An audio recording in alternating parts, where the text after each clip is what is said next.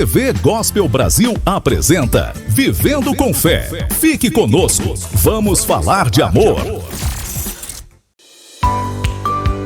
TV Gospel Brasil. TV Gospel Brasil. Nós vamos falar de fé, amor e gratidão. Fique conosco.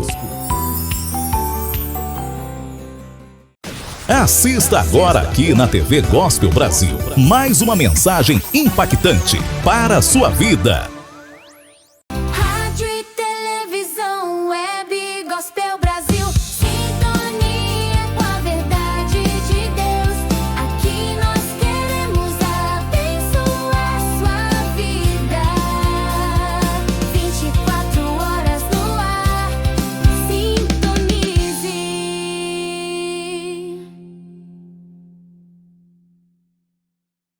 Ô pastor, quando a gente olha para a vida de Pedro, a gente vê que, quando eu observo a vida de Pedro, uma que todos nós deveríamos cada vez mais querer nos identificar com Jesus, mas a gente vai avançando e nos identificando com Pedro muitas vezes. É porque é o mais fácil da gente alcançar, né? E aí a gente vê ali retratado na vida de Pedro que ele teve muitos medos. Na tempestade, Exato. na pesca, quando ele estava ali de frente, ele acabou negando Jesus. Mas a gente vê ele muitas vezes se aproximando de Jesus com muitas perguntas. E ali a gente vê ele enfrentando os medos dele de alguma forma através de perguntas. Então, uma das formas da gente se paralisar no medo é também um pouco do excesso de convicções daquilo que a gente já tem na nossa zona de conforto e falta de perguntas para a própria palavra nos responder? Veja, o medo é uma das armas mais usadas pelo diabo. O medo, esse espírito de medo que o diabo vem com as suas mentiras, dizer que você não vai conseguir, que você está doente, ele vem com uma série de situações. Ele vem, como sendo o pai da mentira, ele cria ambientes, situações para convencer pessoas de inverdades. E normalmente quando você não sabe da verdade, você acredita na mentira, você começa a se transformar em escravo desse sentimento que o medo vai produzindo. Uma das maneiras mais fáceis de você vencer o medo é enfrentá-lo. É você fazer as perguntas. Pedro, como você usou de exemplo, e foi excelente, porque Pedro ele tinha medo, mas ao mesmo tempo ele não tinha medo de arriscar. Porque você citou de Lucas 5, a pesca maravilhosa. Não pescamos a noite toda, não pescamos nada, jogou a rede, a gente já está lavando. Mas sobre a tua palavra, ele tinha vergonha, até ele passar vergonha. Afinal de contas, ele era dono de uma empresa de pesca. Imagina ele saindo fora do horário, todo mundo olhando, dizendo, Pedro não está muito legal, vou jogar a rede e pescar essa hora. Você imagina a vergonha, o medo de ele, outro barco de repente, ele vence os seus medos acreditando, ousando. A mesma coisa quando Jesus vem andando sobre as águas. A Bíblia diz que os discípulos tiveram tanto medo que eles se puseram a gritar. Meu irmão, o homem gritando é a coisa mais feia que existe no mundo. Então você imagina o medo que tinha tomado conta do barco em que os discípulos estavam. Mas Pedro foi o único que teve a ousadia de confrontar o medo. Porque quando Jesus vinha, a Bíblia diz que achavam que era um fantasma. Aí Jesus diz, não temos, sou eu. E Pedro diz, bem, se és tu, manda-me ter contigo. E Jesus apenas disse, vem. E ele foi. A princípio, ele venceu a primeira barreira do medo, que é confrontá-lo, é enfrentá-lo. Mas ele cometeu um erro que muitas pessoas, eles começam bem, mas não sabem como permanecer. Ele começa a reparar nas ondas e no vento. E ele começa a afundar. Então, normalmente, o medo é assim. É pessoas que dão um primeiro passo. Não, eu vou me revestir de coragem, eu vou vencer esse medo e vou começar a fazer. Vou abrir uma empresa, vou no ministério, vou casar. Ah, não posso, vou em frente. Só que, de repente, você vai ver eventos contrários, você vai ver situações. E tudo isso é o medo tentando, mais uma vez, dizer, você não deveria ter saído, você deveria ter ficado onde estava, eu não falei que você não ia dar certo. E se você não continuar crendo e dando os passos, dizendo, não, eu vou vencer isso, eu creio que Deus vai me ajudar. eu creio que isso não é verdade. Você tende a naufragar. Então esse é o problema de muitas pessoas. Pessoas que dão o primeiro passo, acreditam, mas começam a reparar nas ameaças que o diabo coloca. Olha, a economia como está, olha o dólar subindo, olha o governo como está. E aí o empresário fica com medo, aí as pessoas se fecham, entram em desespero. E, infelizmente, alguns cometem atitudes que são drásticas, né? Tem pessoas que, por medo, tiram a vida. Sim. Não há, inúmeros casos de pessoas que, com medo de serem queimadas pelo fogo, se jogam de um prédio. As pessoas dizem, mas ela se jogou porque ela queria se salvar? Não, pode ter certeza que não. Ninguém vai se jogar. Não sei quantos viram no ataque de 11 de setembro. Eu acabei de pensar nele. Que um avião veio no 85º andar, explodindo. Ela viu que estava o fogo chegando. Ela falou, eu não vou morrer queimado. Vou jogar. Ela não achou que ela ia sobreviver pulando do 85º andar. Então o medo pode te levar a algumas situações bem letais.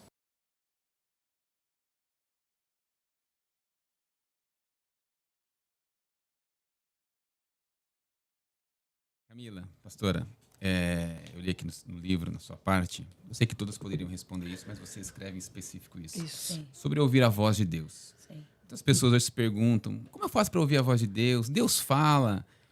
Como que é para vocês? Como que é o ouvir de Deus para você? É audível? É uma impressão no seu espírito? Como que é? Eu acho equivocado. Te perguntei isso hoje de manhã. Foi, exatamente. verdade. Eu me lembrei enquanto ele dizia. Eu não teria aqui ousadia de estabelecer um método pelo qual Deus fala. Tanto é que eu falo isso no livro. Seria pegar Deus e compartimentar ele numa... Colocar numa caixa. numa projeção de que Deus faz assim, Deus faz, quem sou eu? Deus me livre. Mas assim, sendo muito franca, tentando traduzir um pouquinho de como isso acontece, não só comigo, mas como isso acontece, Hugo, com a maioria das pessoas. A verdade é que você não ouve Deus falando com você por intermédio de palavras no seu interior, ao contrário do que a maioria das pessoas pensam. Não que Deus não faça isso. Deus fala com você, sim, é uma das formas que Deus pode falar com você, traduzir palavras no seu interior e verbalizar na sua boca ou organizar na sua consciência, fazendo uso, às vezes, até da sua própria consciência pelo Espírito Santo para falar com você. É uma das formas.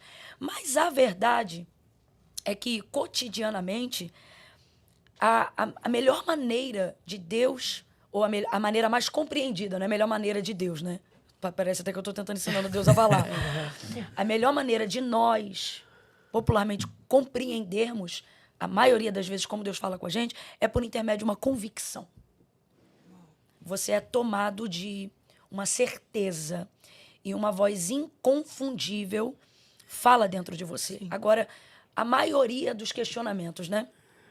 Aí eu tô ouvindo uma coisa, tô sentindo uma coisa, não sei se é Deus ou o diabo. Não sei se é a minha cabeça ou se é Deus falando. Se é a minha emoção. A primeira coisa, você tem que colocar Deus em um lugar onde a voz dele é inconfundível. E a única maneira de fazer isso é se orientando pela palavra de Deus. Deus não falará a você nada que ele já não tenha estabelecido pela sua palavra. Perfeito. O crivo que faz o filtro entre sua emoção, sua consciência ou qualquer voz que queira se manifestar fingindo que é Deus, se apresentando como Deus, te enganando como Deus, ou seja, um sofisma. Sim. Ou um equívoco da alma, um sentimento, né? Esse filtro só vai estar pronto para ser feito se você tiver consciência da palavra. Então, quando aquilo vier, isso Deus não me diria. Deus não me falaria isso. Meu Deus. Não estou dizendo que Deus não age em ações sobrenaturais, mandando a gente fazer coisas esquisitas. Com certeza. Ou aceitar coisas, né? Só que o crivo da palavra é o filtro que vai separar sentimentos e emoções da vontade de Deus. Sofismas e mentiras da vontade de Deus. Então, falando muito abertamente, pode ser que num contato inicial, Deus incline seu coração para algumas coisas, com um sentimento muito forte, com uma convicção muito forte, ainda que você não tenha um conhecimento bíblico, para que ele te aproxime dele. Sim, quantos testemunhos já vimos Pronto. disso? Mas uma vez que isso acontece, isso não será o suficiente para que você torne a voz de Deus inconfundível na sua consciência com o passar dos anos. Perfeito. Então, isso pode ser um chamariz, isso pode ser um primeiro contato, mas a verdade é que Deus já se revelou pela sua palavra, João 1. O verbo se fez carne, habitou entre os homens e vimos a sua glória como a glória do unigênito do Pai. Então, Deus se revela por onde? Em primeiro lugar, por intermédio da sua palavra. Quer ouvir a voz de Deus? Conheça a palavra de Deus. Até porque uma das ações que tipificam a manifestação extraordinária de Deus, porque na verdade, a sua pergunta é o seguinte: quando é que eu sei que é Deus que está mandando? Quando é que eu sei que Deus... Todo mundo queria ouvir a voz de Deus todo dia, toda hora, de maneira audível, como Samuel. Verdade. Né? Samuel ouviu a voz de Deus audivelmente, não... A gente não sabe se de dentro para fora, se de fora para dentro, mas audivelmente. Tudo leva a crer que ele estava ouvindo aquela voz de fora para dentro. Tudo leva a crer. Tanto é que essa voz se assemelha um pouco com, na concepção dele, a de Eli, que era a voz de referência espiritual que ele tinha, e faz ele procurar Eli, até que ele entende, olha, se você ouvir essa voz de novo, então dá a entender que ela é de fora para dentro. Mas a verdade é que hoje nós somos morada do Espírito Santo. Eu tenho para mim, tá? Eu não estou dizendo que é uma coisa que é doutrina, não. É uma experiência minha. Eu gosto de ouvir a voz de Deus de dentro para fora, porque eu entendo que o Espírito Santo está dentro de mim, que eu sou casa, sou morada, ao ponto de que eu sempre quis ser um Samuel. Eu quero ouvir a voz de Deus para fora. Primeiro, eu acho que eu não tenho base emocional para ouvir e não sair gritando. Segundo, porque se ele fala de fora, é porque ele não está dentro. Nesse aspecto, né? Samuel ali ainda estava conhecendo, e a gente está falando de um texto no Antigo Testamento. Mas a verdade é que, por exemplo, Ananias, né, num sonho, José, num sonho, né? Você vê Paulo em arrebatamento de sentido, João em visões, sempre de dentro, algo dentro produzindo. Eu acho que dando muito a ideia de que está aqui, está em você, está com você. Então, eu particularmente gosto dessa concepção. E eu falo sobre isso no livro, nesse relançamento, de uma maneira mais aberta, porque a galera da Editora Vida deu pra gente perguntas, né? Sim. E a gente respondeu muito intimamente. E a gente deu esse lance, por exemplo, da voz, Hugo.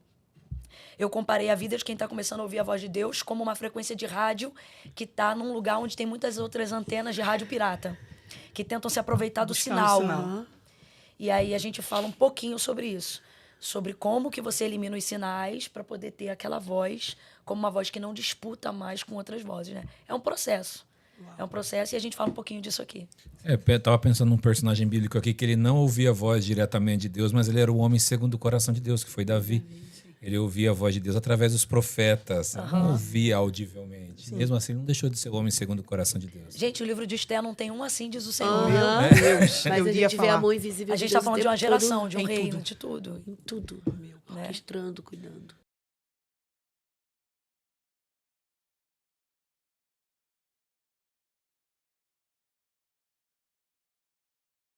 Olá, queridos irmãos, aqui é o presbítero André Sanches e tem dúvida nova hoje no nosso canal Dúvida na Tela. Em minhas leituras no livro de Jó, percebi um fato curioso. A mulher de Jó parece abandoná-lo depois de todas as tragédias que vieram sobre ele, porém no final do livro Jó tem mais filhos. Com que mulher Jó tem esses filhos? É possível sabermos essa informação? Muito obrigado, querida irmã. Sim, é possível. Está em alguns detalhes que algumas pessoas não percebem. Eu vou conduzir você hoje nesse estudo. Vamos então à minha lousa de explicações e entender mais sobre esse tema. Vamos lá?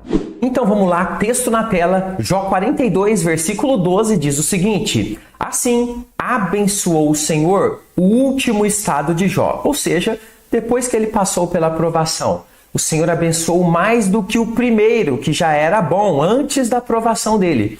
Porque veio a ter 14.000 ovelhas, 7.000 camelos, 1.000 juntas de bois e 1.000 jumentas. Também teve, preste bem atenção nessa parte, outros 7 filhos mais 3 filhas. Ou seja, Jó teve mais 10 filhos no total depois da sua provação. Muita gente se pergunta então nesse ponto com quem Jó teria se casado para ter esses outros filhos depois da sua grave provação. Quem seria essa mulher, essa esposa? Apesar de não haver uma citação direta do nome dessa mulher, nós podemos ver lá no livro de Jó, quando a gente analisa todo o contexto, que é possível sim saber exatamente quem é essa mulher. Pois o texto nos dá algumas pistas bastante interessantes. Algumas pessoas vão achar ou entender que a esposa de Jó que pede para ele amaldiçoar a Deus, ela teria morrido e aparece outra mulher. Será que é essa a história? A gente vai entender avaliando os pequenos detalhes em alguns versículos. Vamos analisar cada um desses detalhes com muito critério para chegar em nossa resposta analisando detalhadamente, ok? O que eu peço a você? Veja até o final, eu vou fazer uma construção aqui de todo o contexto para você desde o início, para você entender essa resposta. Vamos então agora verificar os detalhes da história de Jó, que muita gente deixa passar. Embaixo desse vídeo tem um botãozinho inscrever-se, eu peço a você que faça parte da nossa comunidade. Eu faço estudos bíblicos para você, gratuitos aqui no YouTube, de segunda a sexta, 15 horas, tem estudo bíblico para você avançar cada vez mais na sua compreensão.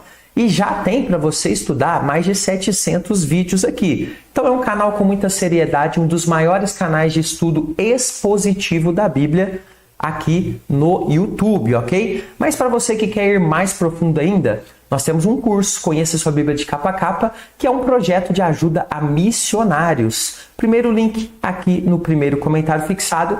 Tem informações, é extremamente acessível e nós vamos estudar em videoaulas e eu vou te responder todas as suas dúvidas ali diretamente no Zap. Não é robô, sou eu mesmo.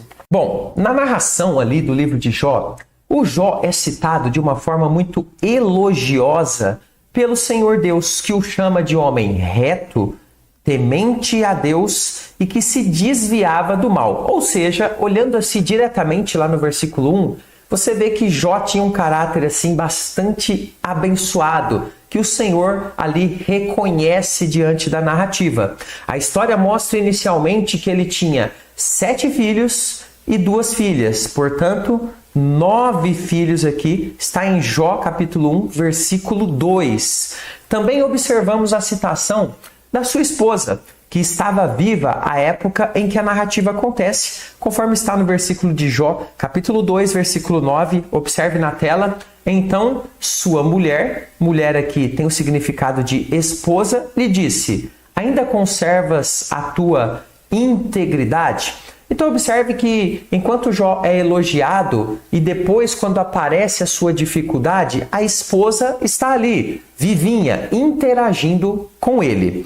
Como sabemos, na continuidade da história, Jó teve a sua fé provada quando Deus, ali diante de um diálogo com o inimigo, permite que Satanás lhe tirasse diversas coisas, como um tipo de teste ali na fé de Jó. E o que foi tirado de Jó, a história mostra que os bens de Jó foram tirados dele, conforme está em Jó 1, versículo 16. Também ele perdeu os seus servos, Jó 1, versículo 17. Ele perdeu os seus filhos, Jó 1, 18 e 19. E perdeu também a sua saúde, conforme está em Jó, capítulo 2, versos de 7 a 8. A sequência da história mostra que a esposa de Jó, amargurada com tudo aquilo que via o marido passar, infelizmente acaba cooperando para trazer mais dor ao esposo. Mas claro, eu quero abrir um parênteses aqui, viu? Muita gente critica a esposa de Jó nesse ponto, mas ela também estava passando por um vale bastante pesado, porque ela também perdeu os filhos, né, que eram deles. E ela se desesperou, infelizmente, dando ao marido, já terrivelmente afetado pelas dores que estava passando, uma sugestão maldita, piorando ainda mais a situação. Jó capítulo 2, versículo 9 diz que a sua mulher lhe disse: ainda conservas a tua integridade? Ou seja, essa pergunta que ela faz é provocativa. Do que valeu, Jó, você ser íntegro diante de Deus? Amaldiçoa a Deus e morre. Aliás, eu não sei se você sabe, mas essa palavra amaldiçoa, lá no hebraico, na verdade significa abençoa. E eu tenho um vídeo explicando isso, eu vou deixar no final desse estudo na tela, só para você clicar e assistir. Por que ela fala, na verdade, lá no hebraico, abençoa a Deus e morre, e aqui no português está amaldiçoa. Eu explico tudo nesse vídeo lá no final. Muitos se perguntam então nesse ponto, por que a mulher de Jó parece que some das narrativas ali do livro? Será que ela teria morrido depois dessas palavras ditas a ele? Ou abandonou Jó? Ou pediu o divórcio, fugiu ou foi para a casa dos pais? Enfim, O que aconteceu com essa mulher que parece sumir das narrativas? Olha que interessante. Onde foi parar a mulher de Jó? Eu vou mostrar para você. No exame da continuidade desse livro, nós observamos que Jó ele faz mais uma menção que muita gente deixa passar sobre a sua situação diante da esposa, mostrando que ele sentia uma dor profunda com relação ao seu casamento. Observe no texto, Jó, capítulo 19, versículo 17, que Jó diz o seguinte: o meu hálito é intolerável à minha mulher, e pelo mau cheiro sou repugnante aos filhos de minha mãe, ou seja, ali para os seus irmãos. Eu quero focar com você nessa parte da esposa. A sua doença trouxe vários problemas dentro da relação conjugal. E essa aproximação do beijo, de estar perto da mulher, era algo impossível ali no relato de Jó. Esse verso, no entanto, eu quero destacar, vai demonstrar para a gente que a esposa de Jó ainda estava viva durante esse tempo mais difícil ali da aprovação de Jó. Claro, evidentemente, não estava sendo possível que eles tivessem uma relação conjugal plena por causa da sua doença e da gravidade da situação. Mas ela nem morreu, nem se divorciou dele, nem parece tê-lo abandonado de uma forma definitiva, já que ele cita essa esposa ali. Talvez ela estivesse um pouco mais distante.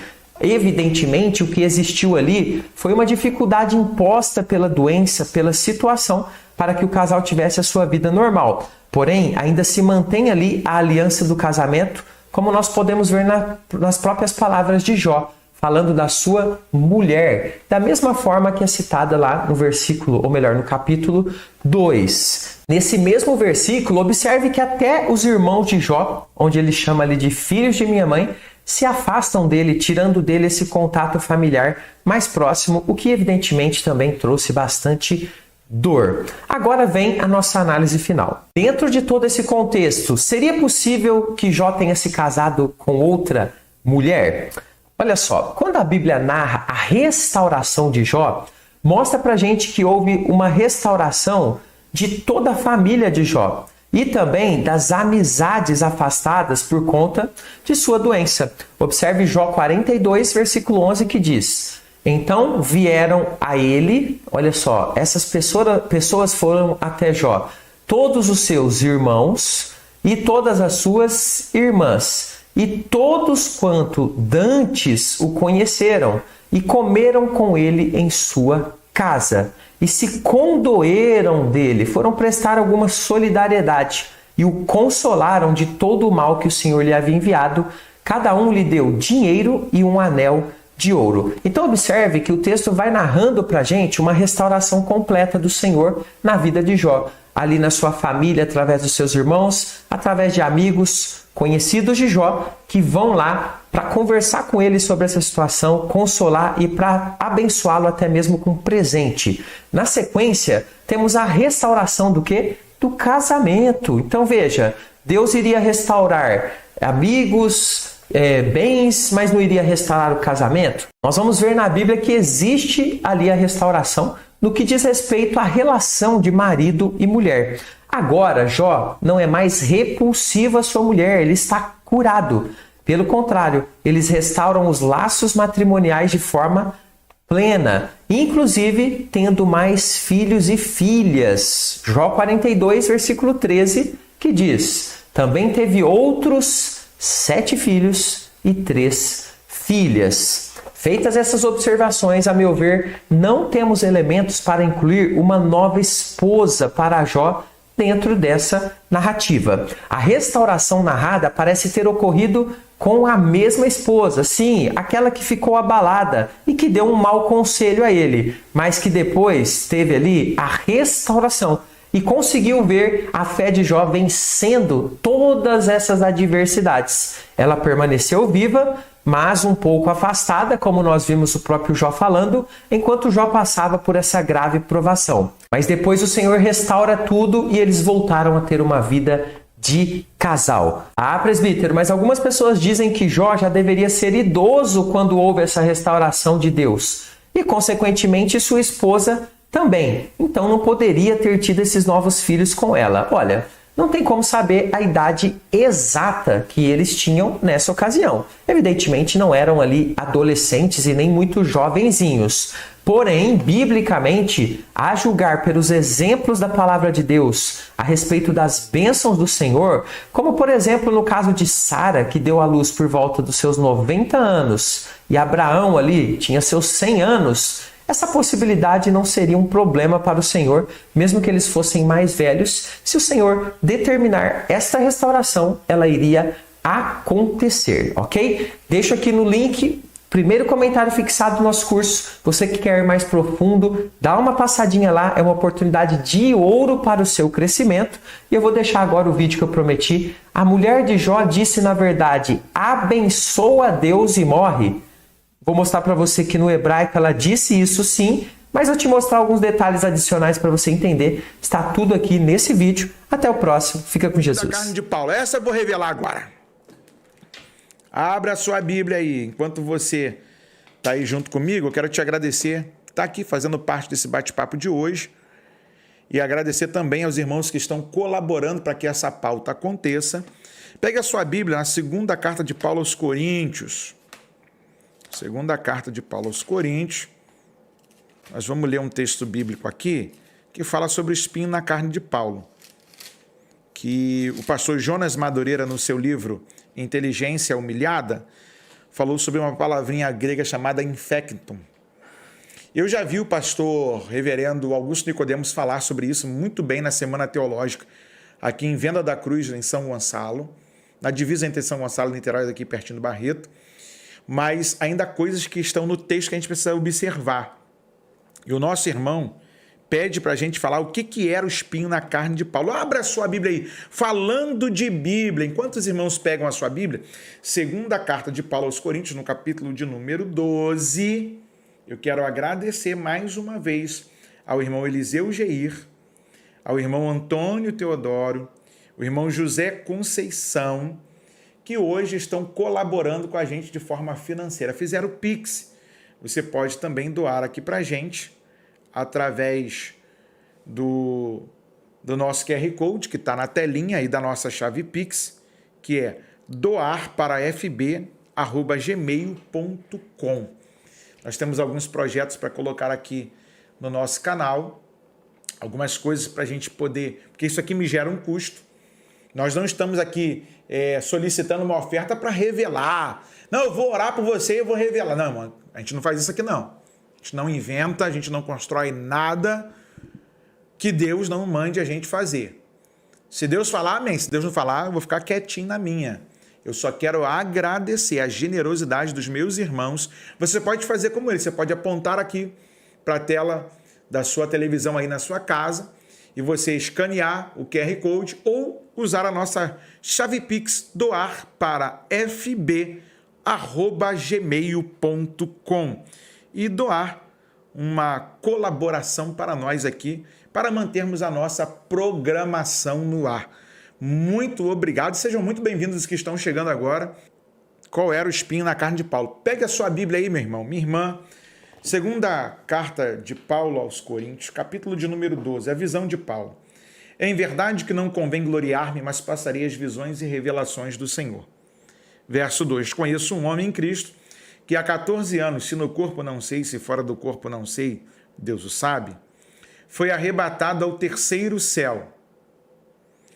E sei que o tal homem, se no corpo, se fora do corpo não sei, Deus o sabe, foi arrebatado ao paraíso e ouviu palavras inefáveis que ao homem não é lícito falar.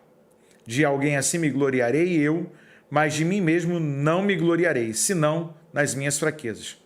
Porque se quiser gloriar-me, não serei nécio, porque direi a verdade, mas deixo isto para que ninguém cuide de mim mais do que em mim vê ou de mim ouve. 7. E para que não me exaltasse pela excelência das revelações, grife esse versículo. Verso de número 7 do capítulo 12 da segunda carta de Paulo aos Coríntios. E para que não me exaltasse pela excelência das revelações, foi-me dado um espinho na carne, vírgula, a saber, vírgula, um mensageiro de Satanás para me esbofetear a fim de não me exaltar. Verso 8, acerca do qual 3 vezes orei ao Senhor para que o tirasse de mim. Irmão, eu não sei de que maneira o espírito maligno se revelava e se manifestava na direção de Paulo e o esbofeteava. Esse era o espinho na carne de Paulo. De forma nua e crua no português, como está traduzido para nós. Tem gente que fala que era um espinho, que o espinho na carne de Paulo era uma dor de cabeça que ele sentia. O outro já falou lá que Paulo se apaixonou por uma mulher, mas ela era irmã de Estevão, que ele consentiu na morte de Estevão, que morreu apedrejado e por isso ele não teve coragem de se aproximar dela. O outro tentou fazer um arrazoado, deu uma cambalhota no texto e assassinou o texto. Eu fico com o texto de forma simples e clara.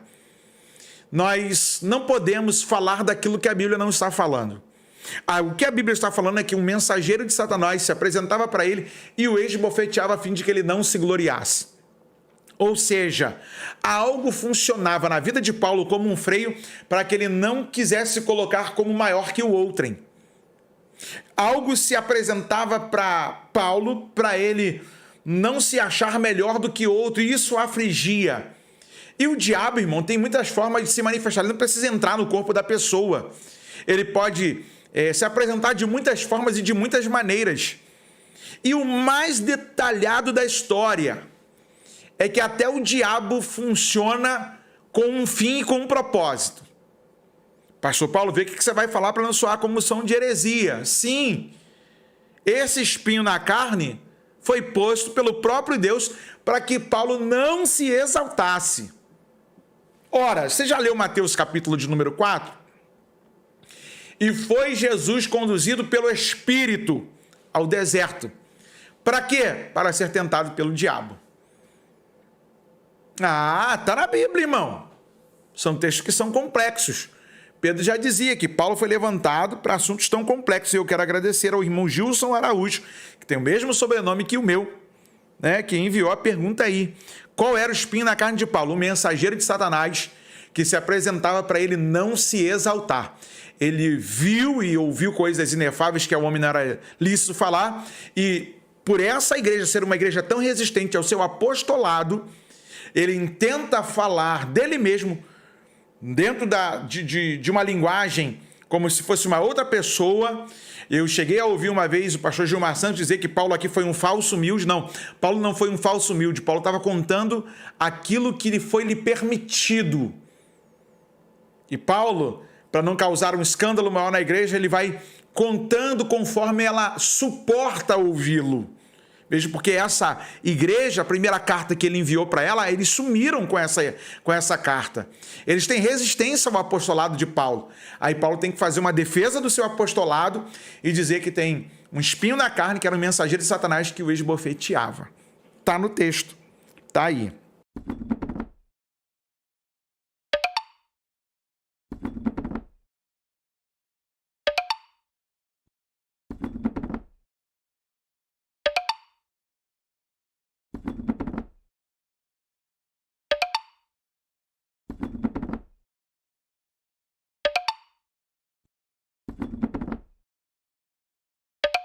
O autor defende desse livro aqui, o Matt Abrahams, que a simplicidade na estrutura da fala ajuda a prender a atenção. Quando você ensina storytelling, também parte dessa ideia de manter tudo simples e direto ao ponto. Agora, realmente entrando assim na parte de storytelling, como você trata isso? O que você entende sobre isso aqui, sobre essa simplicidade da estrutura da fala? Interessante. Antes de falar de storytelling, vamos falar de simplicidade, porque isso é um dos principais elementos de uma boa comunicação e a galera, digamos que, complica desnecessariamente. Tem um mito que permeia a cabeça das pessoas de que se eu falar difícil, as pessoas vão me ver como culto, inteligente, sábio, autoridade. E aí você percebe, cara, mas o Giovanni tá falando um monte de coisa aqui, eu tô achando bacana, tô entendendo, eu acho que ele tem autoridade e eu não tô falando nada difícil. Qual que é a moral da história aqui? Tem uma sigla em inglês que é bem legal, que é o KISS, regra KISS. Keep it simple, stupid. Que se a gente fosse traduzir, seria algo como seja simples, cabeção. E essa regra KISS, ela surgiu no contexto da engenharia de guerra, porque eles perceberam que sistemas, por exemplo, de naves, de aeronaves e tudo mais, sistemas de engenharia, quanto mais simples for, melhor a tendência de não dar erro na hora de pressão. Então, se o negócio é muito complexo, não é intuitivo, aí ferrou. Agora, se o negócio é simples, é intuitivo, na hora do vamos ver, a chance de dar certo é melhor. E por que a gente complica a nossa fala? Por isso que o meu maior esforço como comunicador, deve ser o seu maior esforço também, seja simples. Simplesmente fale da forma mais clara que você puder. Se você puder falar com menos palavras, com uma palavra mais fácil, fale dessa forma. Os meus métodos eu tento simplificar ao máximo. Você citou aí um dos métodos que eu criei, os 3 Cs da comunicação. Sim. Não é os 20 Ps da oratória, não é os 3 Cs. Porque você sabe, né, que tem os lançaram lá os 4 Ps, né? Ponto, preço, produto, propaganda. Aí depois, não, é os 8 Ps agora. E aí vai só aumentando. É os 10 Ps. Aí os caras foram aumentando os Ps. Não é os 10 Ps da oratória. São os 3 Cs. Os 3 Cs. Gente, você só precisa de 3 Cs. Clareza, confiança e convencimento. E a gente vai simplificando e vai ficando muito fácil de entender. As pessoas compram o que elas entendem o que é fácil. Qual foi a última vez que você viu uma palestra, um curso, um treinamento, que você falou assim, caramba, eu adoraria que eu não estivesse entendendo isso, eu adoraria que fosse mais difícil, mas eu tô entendendo tudo. A gente ama o que é simples, então por que a gente complica? Então esse é o primeiro ponto. Agora vamos para storytelling. Se você se tornar um mestre contador de histórias, você vai se tornar extremamente persuasivo. Existe até mesmo o story selling, que é a arte de vender com histórias, criar narrativas milionárias. Quem domina isso aqui está realmente em outro nível. E dentro de storytelling tem um assunto que pouquíssimas pessoas estudam e falam sobre, que são estruturas possíveis dentro de uma história. Vocês com certeza já ouviram falar da jornada do herói. Então a jornada do herói é uma estrutura. E só se fala dela. Tem outras estruturas. A vitória do vira-lata, a grande descoberta, não tinha uma solução, então fui lá e fiz. E quando você começa a entender, caramba, peraí, criar uma história, eu posso ser um artesão de histórias e criar um negócio que se conecta no cérebro límbico da pessoa para emocionar. A Pixar faz isso. Sim. Olha só que interessante. A gente ama os filmes da Pixar. Ratatouille, Os Incríveis, Up... Meu Deus, Carros, Monstros S.A. É um melhor que o outro. A gente não consegue escolher qual que é o melhor. Quer saber um grande segredo da Pixar, de storytelling? Todos os filmes seguem o mesmo roteiro. Absolutamente todos os filmes. Que roteiro é esse? Era uma vez, todos os dias, até que então, e por causa disso, e por causa disso, e por causa disso, até que finalmente... E desde então, olha só que interessante. Era uma vez, apresenta o mundo comum. Então, isso aí é uma simplificação da jornada do herói, do Joseph Campbell. Era uma vez, apresenta as regras do mundo comum e como que é a vida do personagem principal. Todos os dias, vai mostrando essa rotina. Até que então, algo acontece, chamado para aventura. O nosso protagonista é tirado do caminho normal dele e levado para uma coisa diferente. E por causa disso, e por causa disso, e por causa disso, são os pontos da trama que vão levando ele a seguir esse caminho. Nesse caminho, ele encontra aliados, ele encontra um mentor, ele ganha objetos, ele aprende habilidades novas, ele supera desafios. Até que finalmente é o clímax, então é aquela grande provação, é o desafio maior que tem, sabe, o ápice do filme. Será que o herói vai conseguir ou não? Sim. Será que o Luke Skywalker vai conseguir destruir a Estrela da Morte? Então, até que finalmente, e desde então, é como que a vida depois que passou essa jornada, que ele muitas vezes volta para o mundo comum, só que ele não é mais o mesmo. Então ele se transformou ao longo dessa jornada. Então, absolutamente todo filme da Pixar que você for ver segue esse mesmo roteiro. Então, storytelling é sobre simplificação também. Legal. Uma coisa que o Matt fala também é sobre a capacidade de... Estou discorrendo mais do livro agora. A capacidade de pensar em blocos, que isso ajuda muito na estruturação mental para você falar como você estrutura os seus pensamentos em blocos. Show. Eu tenho uma máxima que eu gosto de ensinar que é decore a estrutura e aprenda o conteúdo. Você quer a grande fórmula para você esquecer o seu discurso, a grande fórmula para você ter branco é decorar. Se você quiser decorar palavra por palavra, 99% de chance de você esquecer. Por quê? É impossível? Não é impossível. Os atores decoram as suas falas, mas precisa de muito trabalho. A vida do ator é atuar, ele tá lá cheio de ensaio, cheio de ensaio, cheio de ensaio. Se você não vai colocar o mesmo grau de tempo e energia que o ator coloca para decorar e conseguir falar com emoção sem soar mecânico, então não decore. Tem um livro até do Chris Anderson, que é o presidente do TED. E, curiosidade, vocês sabem o que significa TED? Não. Tecnologia, entretenimento e design. Sabia dessa? Já vai poder levar pra casa. Qual que é o nome da sua esposa? Natália. Natália, você vai chegar pra Natália hoje e falar assim, Natália, sabe o que é TED? Ela falou assim, a transferência bancária. Não, o TED lá do TED lá dos Estados Unidos, aquele ciclo de conferência e tudo mais, sabe o que significa? Não. Tecnologia, entretenimento e design. Aí você vai falar, caraca. Você tá melhorando, meu amor. Aí você vai além, Foi o podcast de hoje já. Aí você vai além, você fala assim, sabe por que chama isso? Porque nasceu em 1984, numa época de muita efervescência entre essas três áreas. Então, foi o ano que foi criado o CD, foi o ano que foi lançado o primeiro Macintosh, e daí tava tendo tanta ebulição de tecnologia, entretenimento e design que se confabulou, uma palavra bonita essa, que se criou um ciclo de conferências para colocar os especialistas dessas áreas em contato para gerar novas inovações. Mas desde então o TED evoluiu e se tornou uma plataforma para compartilhar qualquer ideia que vale a pena ser compartilhada. Mas o Chris Anderson, voltando, ele fala uma coisa muito interessante. Decorar ou não decorar? Eis a questão. Ele fala, não existe resposta certa, faça o que é melhor para você. Só que quando você for decorar, você tem que ter certeza que você vai conseguir passar do vale da estranheza. O vale da estranheza é aquele momento que tá nítido que tá decorado. Tá decorado, você tá meio que lendo um teleprompter na tua cabeça, a galera percebe isso porque tá mecânico. Ele fala assim, quando que você sabe que você decorou do jeito certo? Quando você consegue falar a sua palestra, por exemplo, você decorou a sua palestra.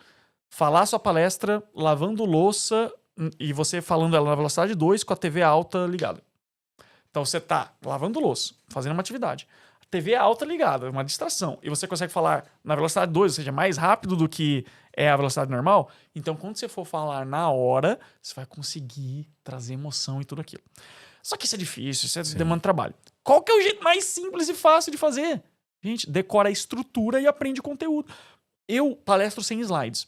Por que eu palestro sem slides? Porque eu aprendi isso. Eu já dei palestra de 8 horas seguidas sem slide. Sem nenhum tipo de esboço, nada. Zero. Por quê? Porque o esboço tá na minha cabeça. Eu tenho 1 milhão de estruturas dentro da minha cabeça. Então vamos lá. Os 3 Cs da comunicação. Vamos falar de clareza. Aí eu ensino sobre clareza. Por quê? Porque eu aprendi sobre isso. E a estrutura é muito fácil, não tem como esquecer. Clareza, confiança, convencimento. Eu posso falar mais ou menos de cada assunto, conforme o tempo. Eu tenho várias estruturas. Que é uma outra estrutura que eu criei. O método do FBI e da CIA para falar bem em público. O método do FBI e da CIA para falar bem em público. FBI, flexibilidade, bom humor e interação. CIA, canais de acesso, imaginação e autenticidade. Aí eu decoro essa estrutura, falo sobre cada ponto do meu jeito, de modo assim bem fluido e espontâneo, porque eu aprendi muito esse conteúdo e a prática você vai ficando melhor. E pronto, esse é o segredo. Decore a estrutura e aprenda o conteúdo. Que legal, hein? E a gente, quando eu prego, a gente prega, a gente está envolvido com a igreja, a gente guarda tudo muito bem de cabeça, mas sempre deixamos um esboço ali, leva o tablet, deixo ali. Tudo bem deixar. Coloca ali os tópicos, a história que você não pode deixar de contar em cada tópico, um versículo muito importante que você quer falar ipsis literis. Então tá tudo bem ter um roteirozinho. Não é nenhum crime. Não. Ainda mais numa pregação. Sim. Você tá ali, daí você se liberta do púlpito, você vai no flow, você caminha, você desce do palco, você faz um monte de coisa. Daqui a pouco já voltou, já deu uma bisoiadinha ali. Então, isso é normal.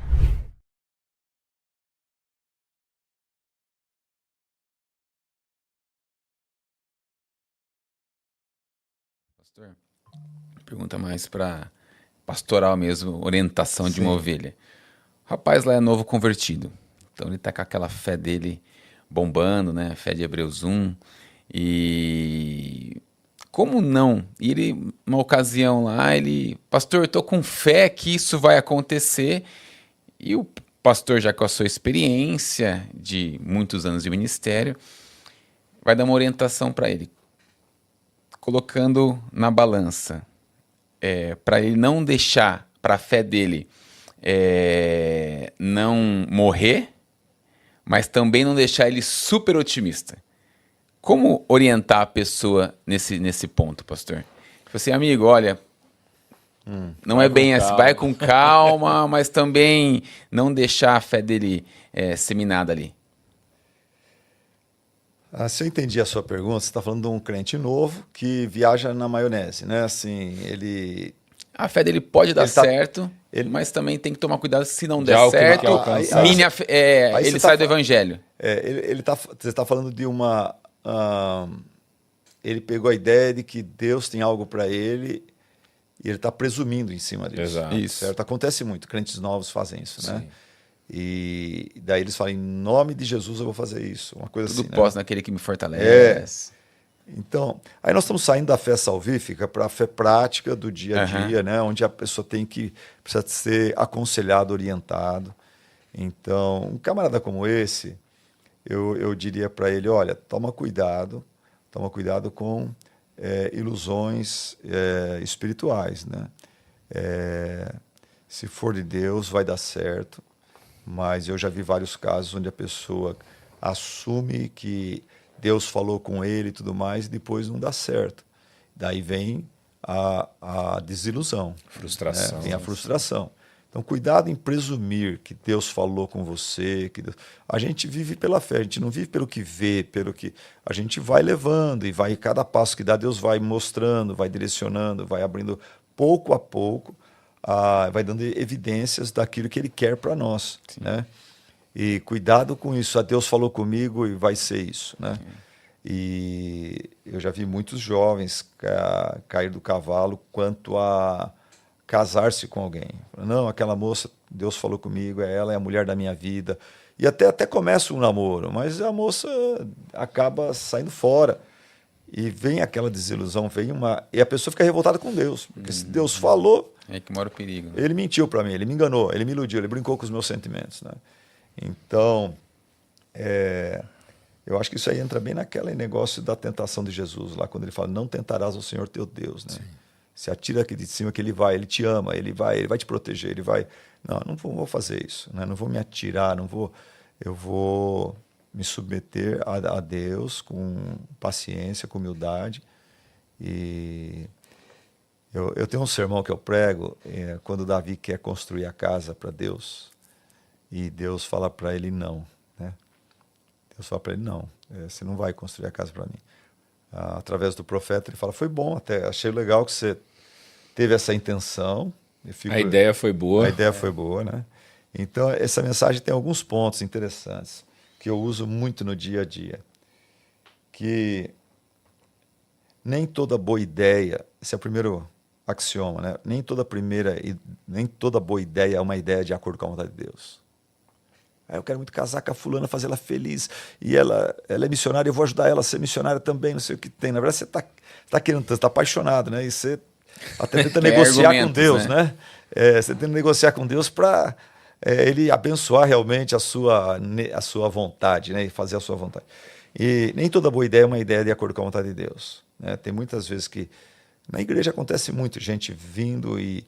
Pastor, eu tive um sonho e tal, a gente vai fazer isso, fazer aquilo, tal. E olha, legal, a ideia não é ruim. Mas só que a nossa igreja hoje não está dando conta de fazer isso. Nós estamos começando. Agora você está querendo vir trazer uma outra coisa. Nem toda boa ideia é uma ideia de acordo com a vontade de Deus. Sim. Uma outra, isso é baseado lá em Davi, com um profeta que falou que Deus não queria que ele construísse. Uma outra princípio nem toda necessidade percebida constitui-se num chamado de Deus para você. Nem toda necessidade. Davi percebeu. Deus está precisando de um lugar para colocar a Arca da Aliança. Ele percebeu e ele falou, vou resolver isso. Eu sou rei, eu tenho dinheiro. E Deus falou, não vai. Então, nem toda necessidade percebida constitui-se num chamado de Deus para você, para resolver aquela necessidade. Deus falou, não, isso aí quem vai resolver isso vai ser Salomão, seu filho. Você pode até juntar o dinheiro para isso, mas você não vai fazer isso não. Você está com as mãos muito manchadas de sangue. Então, o fato de eu perceber uma necessidade, na cidade vizinha lá, tal. Não quer dizer que eu sou chamado por Deus de ir lá e resolver aquilo lá. E tem muita gente que é emotivo e é solícito e se mete as caras no ministério que ele não vai dar conta. Ele já não está dando conta do que ele tem aqui, entendeu? E a pessoa acha que tudo que vê, que vem, tem que pegar e fazer, resolver. E essas pessoas acabam tendo burnout, né? Sim. Às vezes são pastores. E toda vez que Deus diz um não para nós, ele mostra outros, ele dá outros sims para nós que são tão bons quanto aquele não recebido, né? Então, para Davi, ele falou, olha, fica tranquilo, cara, não estou contente que você teve a intenção. Para mim, você vai ser tão abençoado quanto seu filho que vai construir o templo. Sim. Né? Deus nos avalia pelas intenções e não pelas nossas realizações. Né? Tem muita coisa que eu queria fazer, não deu para fazer, mas Deus já me abençoou por desejar fazer aquilo, entendeu?